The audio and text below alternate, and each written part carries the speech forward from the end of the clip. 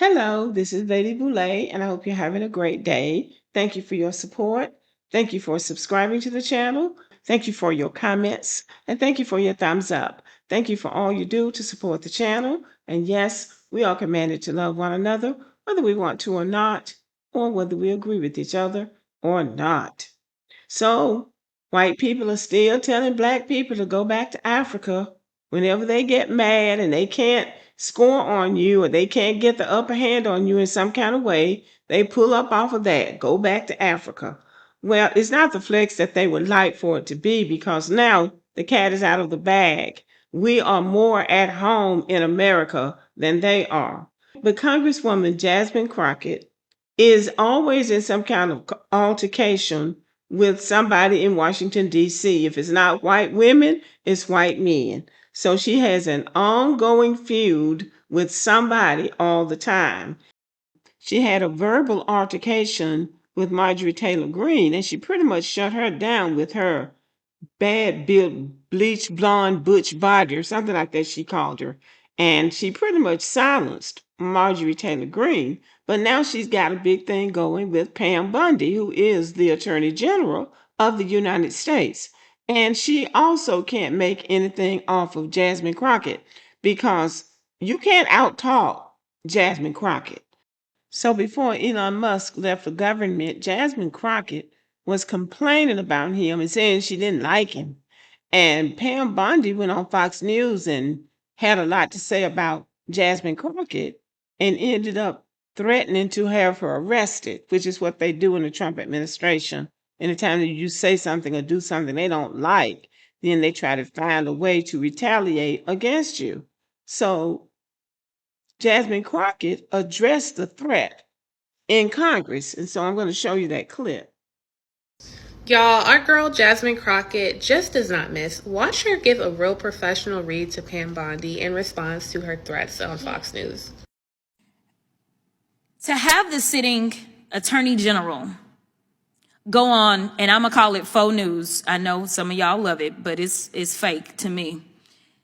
To have her go on Fox News and to then decide that she wanted to send a threat to me, it was wrong.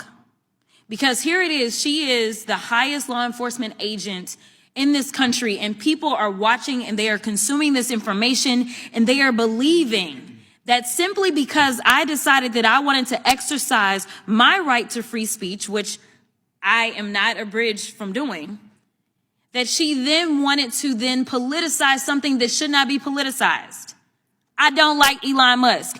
I'm going to say it 50,000 times. I don't like him. I don't like that he going out there and he firing people. I think that he's a crook because somehow the rest of us can't sit around and get whatever federal contracts we want. The rest of us can't sit around and get law enforcement and get them somehow ordained as federal law enforcement to protect him. The rest of us can't get our dealerships protected by the federal government. That is somebody that is operating above the law. For whatever reason, just because he has a lot of money, more money than everybody else. And yes, I am happy to see that on my birthday, which is what I said, there were peaceful protests around this world against him because he is a problem. And so you never should have somebody that is sitting that high and is going to sit up here and threaten a sitting member of Congress when she knew good and well, if she watched the entire thing, that I specifically told protesters to make sure you consult with lawyers, just like I've told protesters over and over and over in the history of me advising people to go out and exercise their constitutional right. The fact that there are other sitting members that have received letters of threat from this new DOJ tells me that they are about retribution and they are not about following the law. So Pam Bondi, in the security of the Fox News studio, threatened Jasmine Crockett.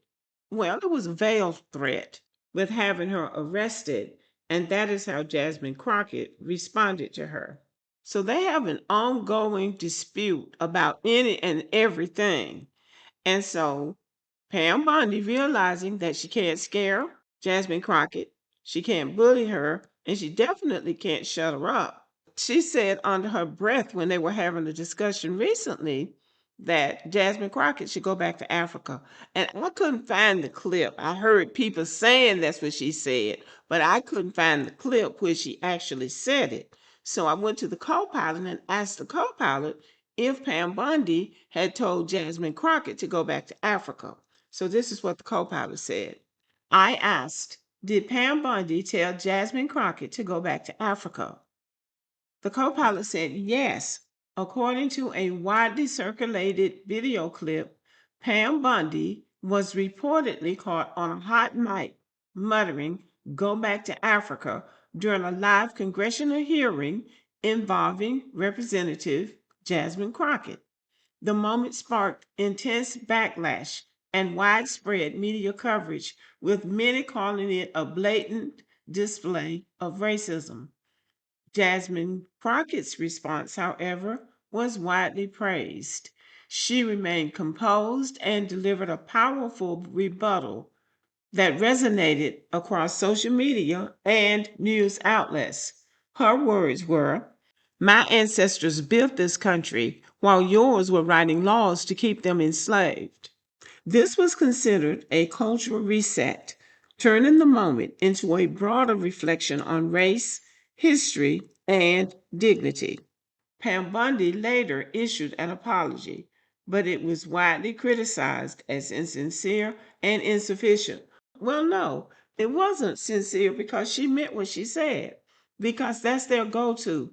Whenever they get upset or whenever they want to call themselves putting black people in their place, they say go back to Africa. They've been doing that for so long till nobody really even pays any attention to it. But I think that Jasmine Crockett gave her an appropriate response. My ancestors built this country. See, we haven't been saying that in the past.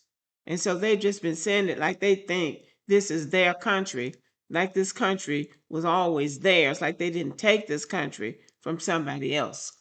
But anyway, they're still telling Black Americans to go back to Africa, and it's 400 and something years later, and we're still here, and we will be here. So anyway, y'all, know what you think about the video. Thank you for listening, and have a good day.